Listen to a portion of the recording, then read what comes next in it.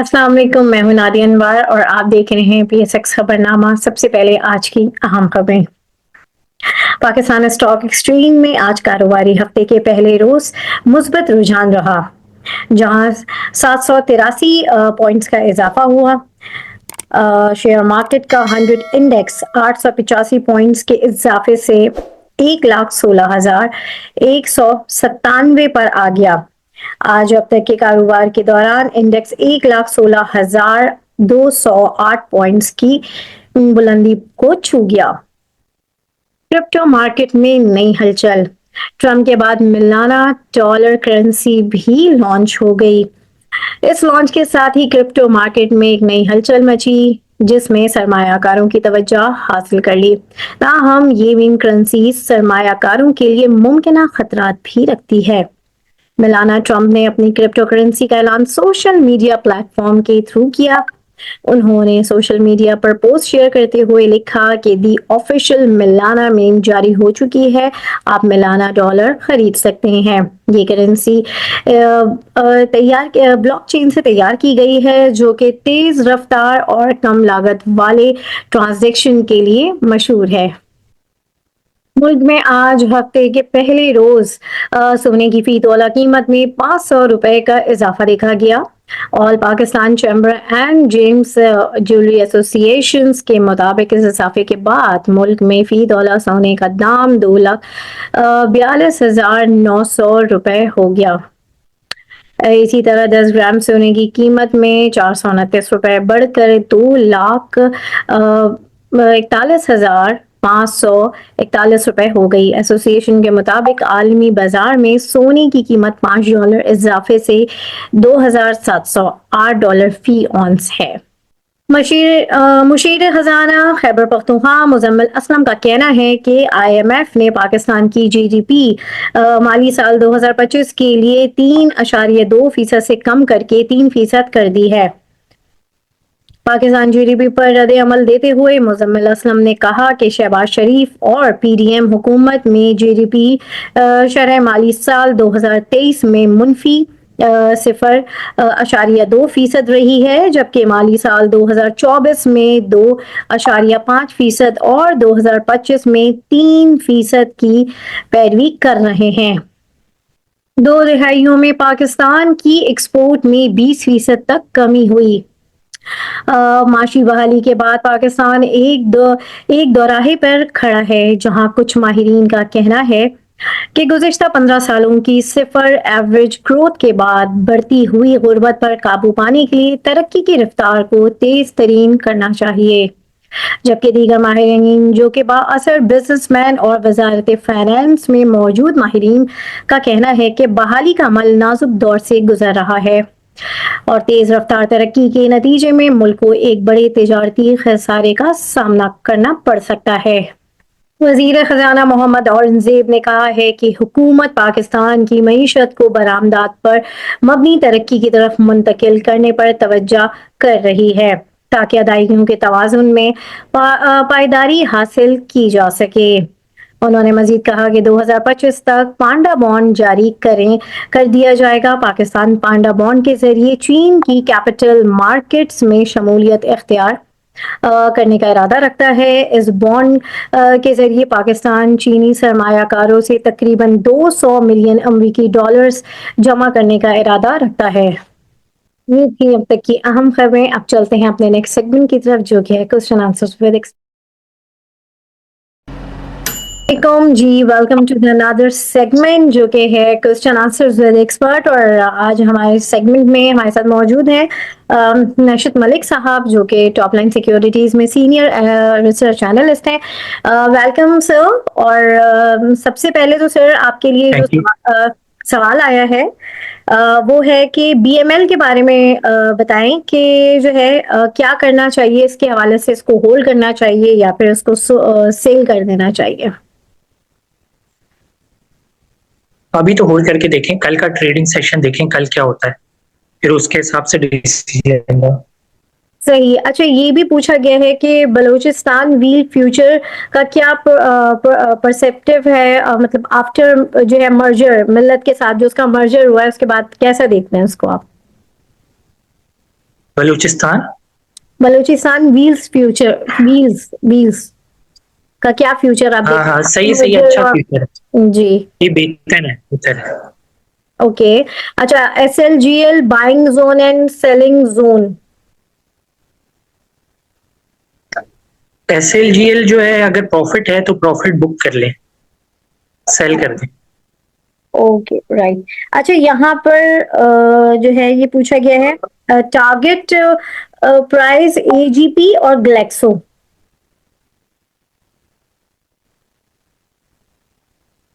हम्म। Target price AGP या target for. AGP और AGP और गैलेक्सो। हाँ, AGP 250। हम्म।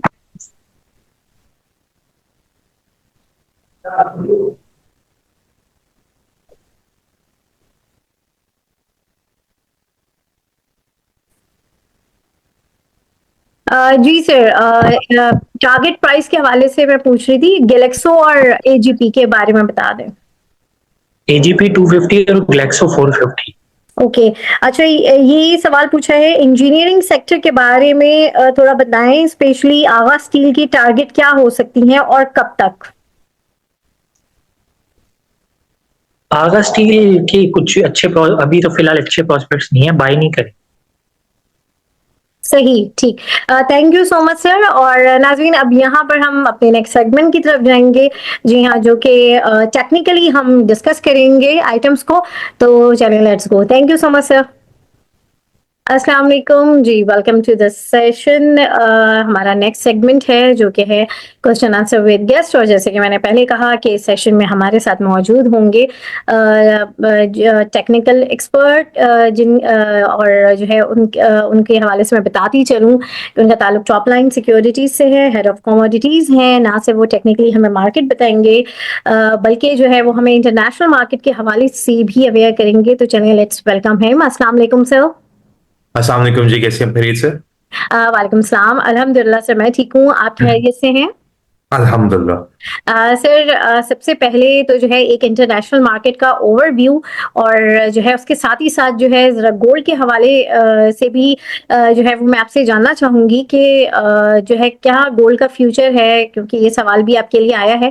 तो सबसे पहले तो एक इंटरनेशनल मार्केट के ऊपर एक ओवरव्यू, और आज जो है ट्रम्प का वो भी है, ओथ भी है, तो उस हवाले से कैसा आप देख रहे हैं तो ये सारा? जी। अच्छा जी, देखिए, गोल्ड तो जैसे कि अपने बुलिश स्ट्रीक्स जो सीजनल मूव है उसके अंदर, उसी के अंदर एक अपने हाईज के ऊपर ट्रेड कर रहा है। आज भी क्योंकि आज इतनी कोई खास मूवमेंट नहीं थी सुबह से अब तक, एक मार्केट रेंज के अंदर ट्रेड कर रही है। इस वीक का आगाज एक रेंज ट्रेडिंग से कह सकते हैं आप हुआ है। और ट्रम्प का बेसिकली इंतजार किया जा रहा है, उनकी तरफ से जो भी आगे पॉलिसीज नजर आती हैं, किस तरह वो आगे लेके चलते हैं चीजों को, यूक्रेनियन वॉर को, मिडल ईस्ट की सिचुएशन को, और फिर उनके जो इंटरनल जो मैटर्स हैं इनकी गवर्नमेंट के, उनको किस तरह लेके चलते हैं। तो ये सब चीजें इम्पैक्ट करेंगी सारी ओवरऑल मार्केट्स को, कमोडिटी मार्केट्स को भी।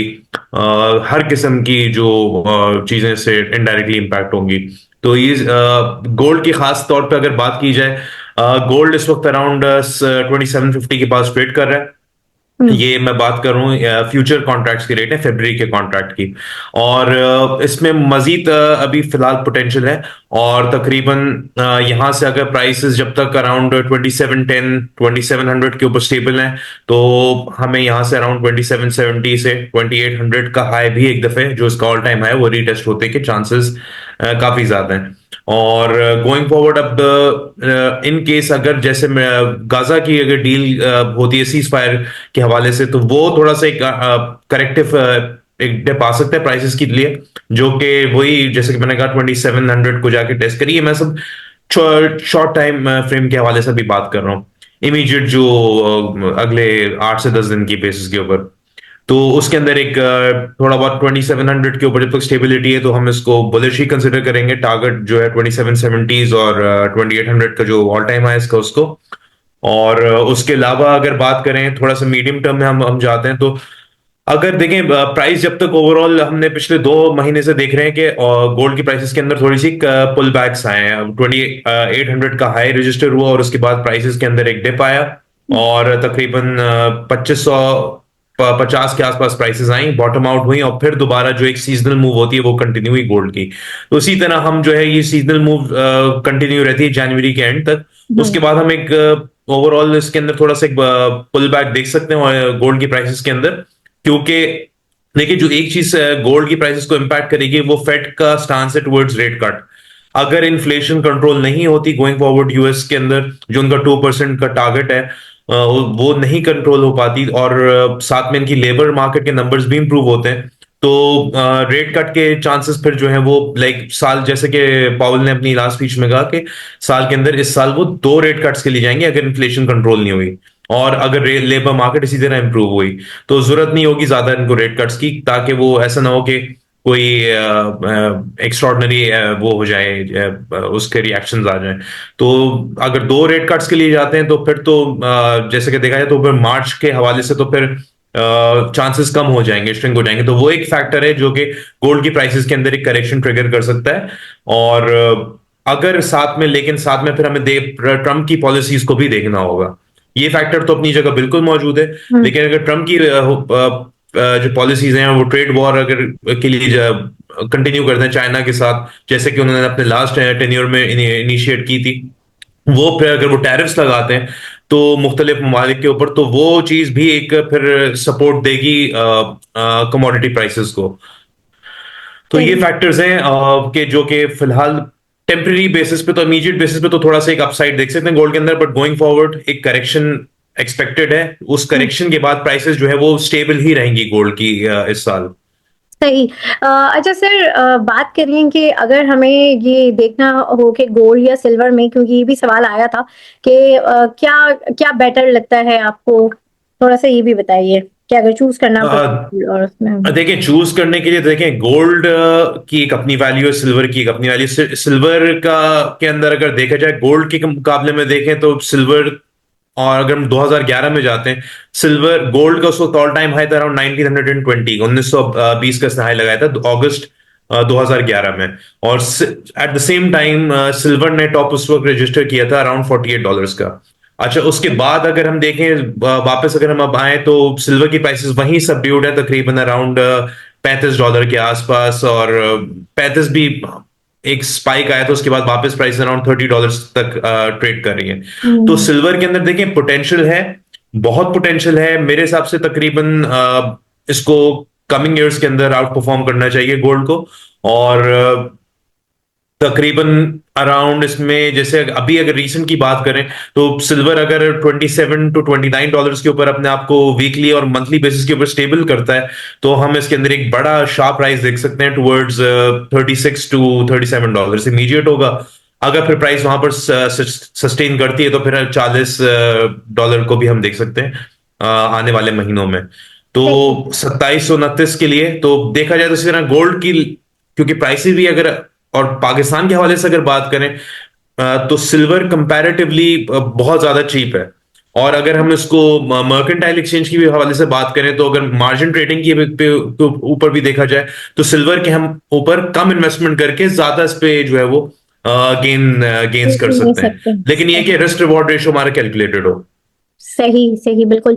अच्छा सर, अब जो है थोड़ा सा हम इधर आ जाते हैं PSX के ऊपर। मार्केट के आज की मार्केट को आप कैसा देख रहे हैं, थोड़ा सा उसका एक ओवरव्यू जो है टेक्निकली जो है मैं चाहूंगी कि आप देख।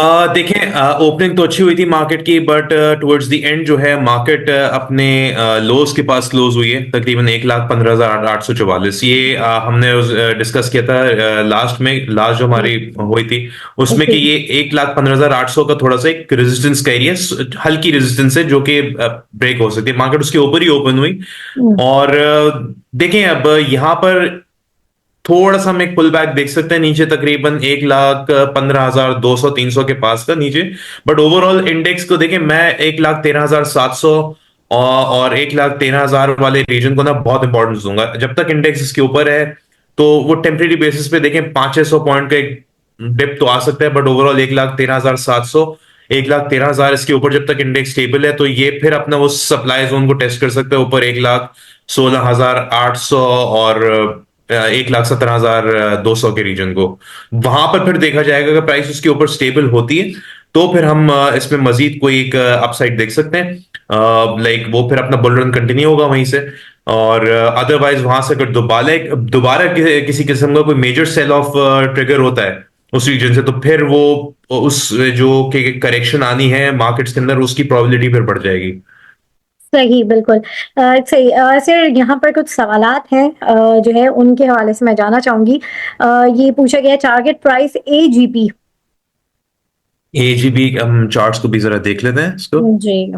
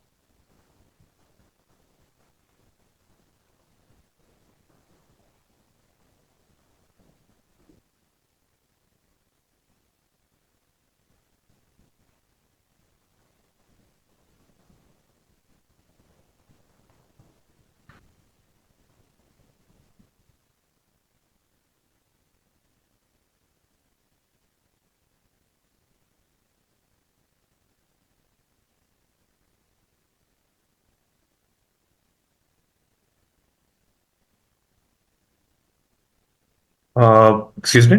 जी। जी, मैं ये कह रहा था कि इसको हम दोबारा से।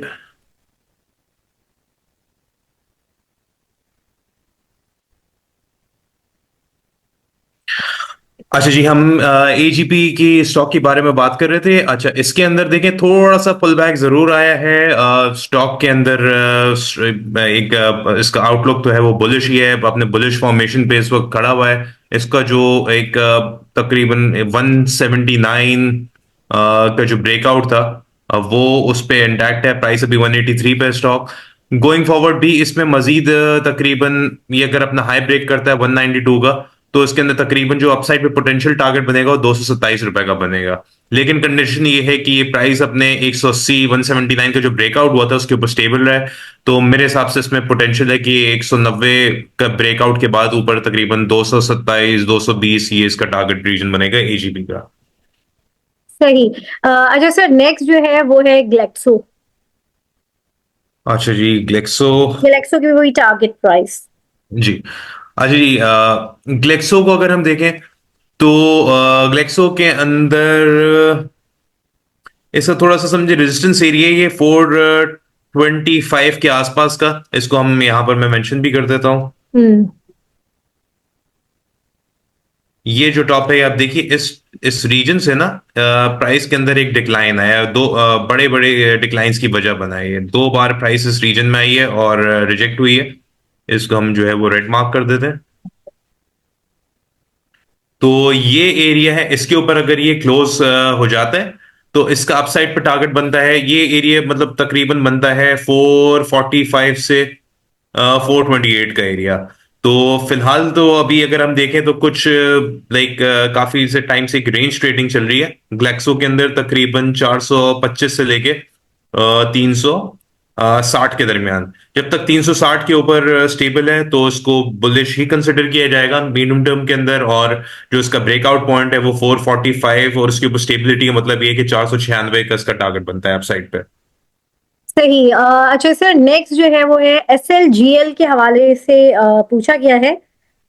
और इसमें इन्होंने ये पूछा है कि इसकी बाइंग और सेलिंग जोन क्या हो सकती है, तो थोड़ा सा इसको एक्सप्लेन कर।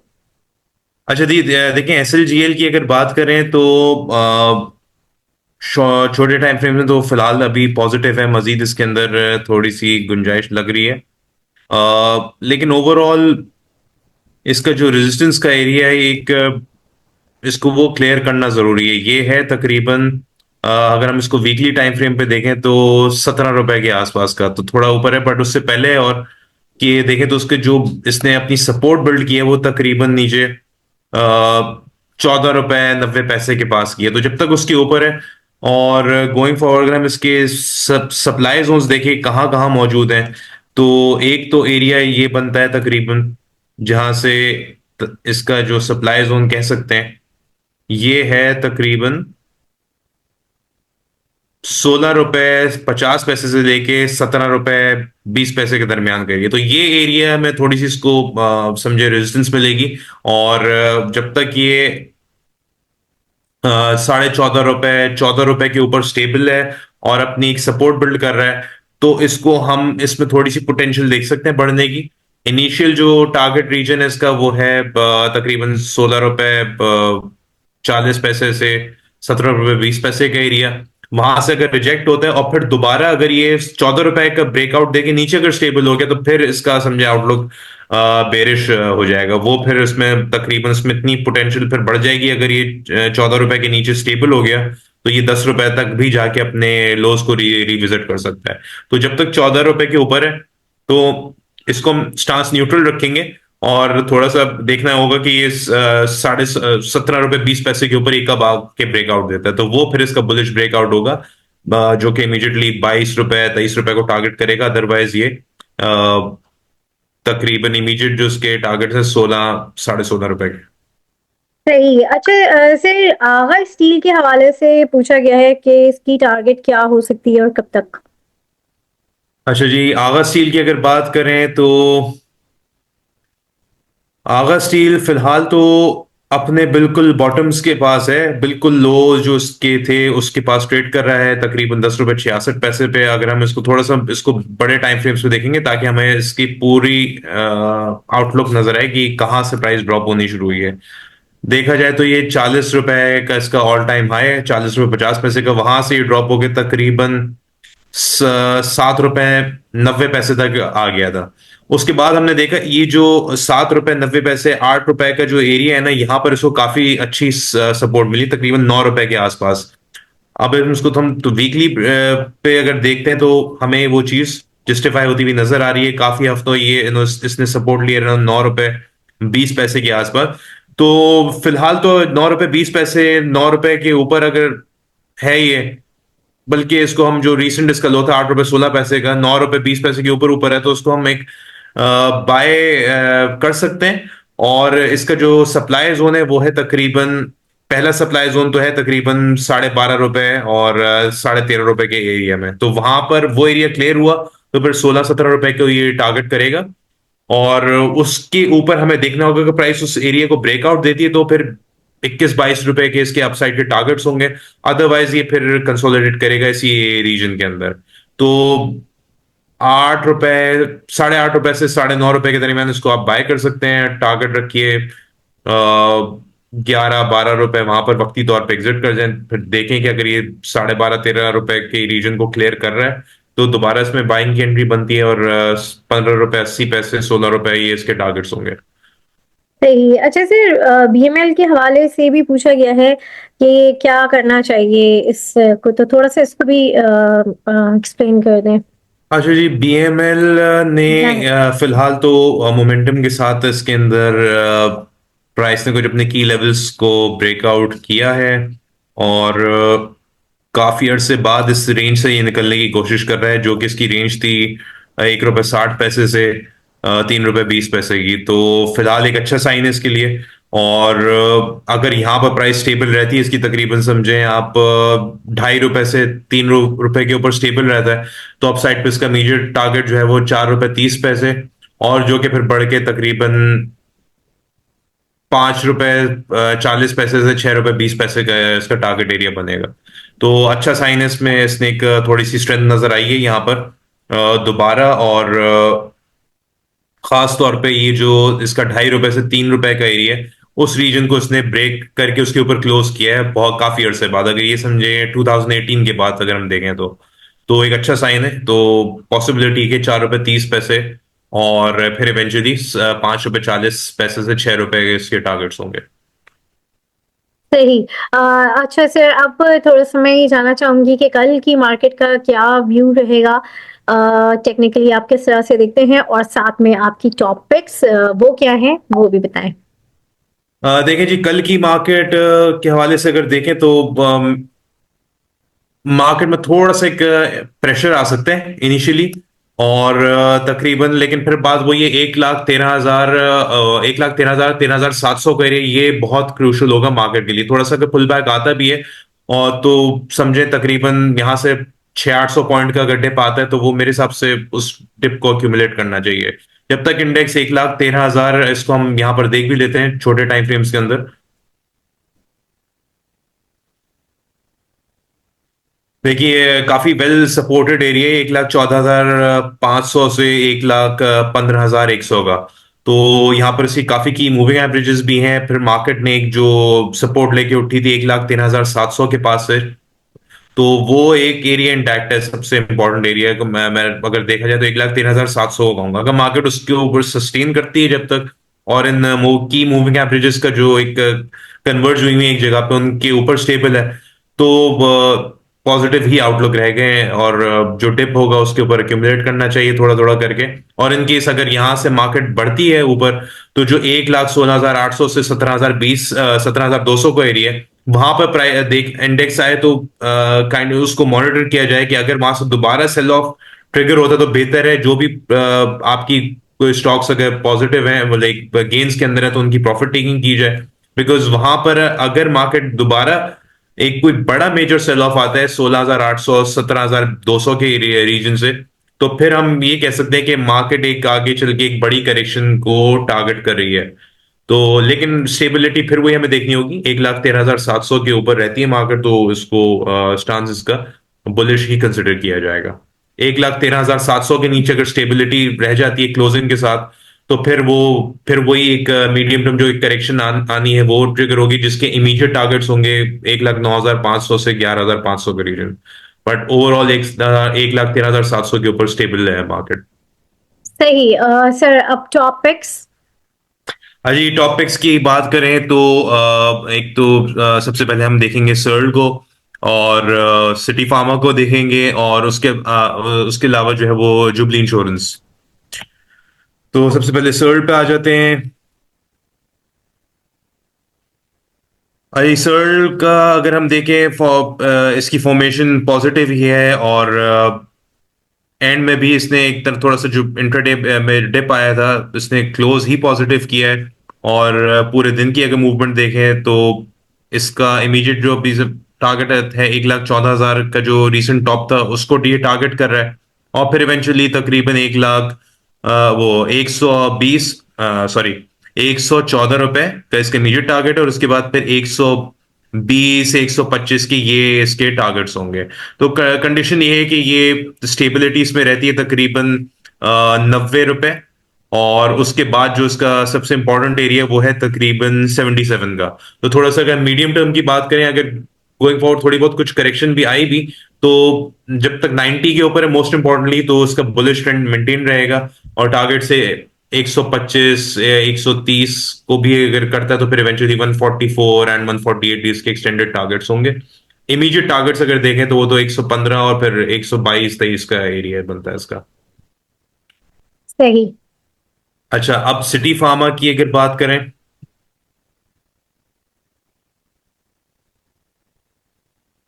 सिटी फार्मा के अंदर जो फंडामेंटल एक तो न्यूज भी है, दूसरा ये है कि उसका जो ब्रेकआउट हुआ है सिटी फार्मा के अंदर, जैसे कि हमने इसको डिस्कस किया था लास्ट टाइम भी, इसके अंदर 88 की पोटेंशियल है। और अगर हम जब तक इसके अंदर जो थोड़ा सा मूव है, पुल बैक देखें, मार्केट का हिस्सा है, अगर थोड़ा बहुत पुल बैक आता भी है, तो ओवरऑल इसकी जो ट्रेंड लाइन 74 पे है, 74 एंड 72 के ऊपर जब तक स्टेबल है ये स्टॉक, तो इसमें पोटेंशियल है ऊपर। इवन जो 88 का पहला टारगेट होगा, उसके बाद फिर इवेंचुअली 102 का जो रीजन है, ये वाला रीजन 102 का, ये इसका नेक्स्ट एक्सटेंडेड टारगेट है।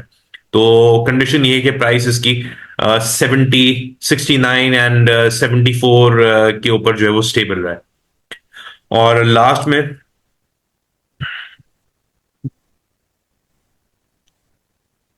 जुबली जेनरल इंश्योरेंस की अगर बात करें, तो एक पॉजिटिविटी इसमें हमें नजर आई, थोड़ी सी रूम भी है इसके अंदर। और तकरीबन इस वक्त 56 रुपये 50 पैसे पे आज क्लोज हुआ है। और इसके अंदर पोटेंशियल तकरीबन यहाँ से इमीडिएट बेसिस के ऊपर तो 62 रुपए से 64 रुपए की है। वो एरिया अगर क्लियर होता है तो फिर तकरीबन इसमें अराउंड 75 से 79 कैरियर्स का ये टारगेट होगा। लेकिन इसके लिए कंडीशन ये कि अपनी जो इसके 2 पॉइंट्स हैं बड़े इंपॉर्टेंट, 43 एंड 50, ये एरिया इसका ये समझे बुलिश ब्रेकआउट हुआ था। और ये हम यहाँ पर भी देख सकते हैं कि इसने अपना बेसिकली वेज का ब्रेकआउट दिया था और उसके ऊपर फिर इसने अपनी सपोर्ट एक बिल्ड की है। और साथ में इसको एक कॉन्स्टलेशन इसकी मूविंग एवरेजेस की भी जो कि सपोर्ट प्रोवाइड कर रही है, तो उसमें पोटेंशियल अपसाइड पे इमीडिएटली तो 62 और 64 रुपए की है, लेकिन उसके ऊपर फिर तकरीबन 75 रुपए और 79 रुपीज तक ये बढ़ सकता है। सही, बिल्कुल। बहुत शुक्रिया सर मोहसिन आपका। और नाजरीन, यहाँ पर जो है हम अपने सेगमेंट से इजाजत लेंगे और देखते रहिए PSX खबरनामा विद नादिया अनवर। अल्लाह हाफिज। Thank you. If you found this video helpful, don't forget to click that like button, share with your friends, and subscribe for more stock market insights.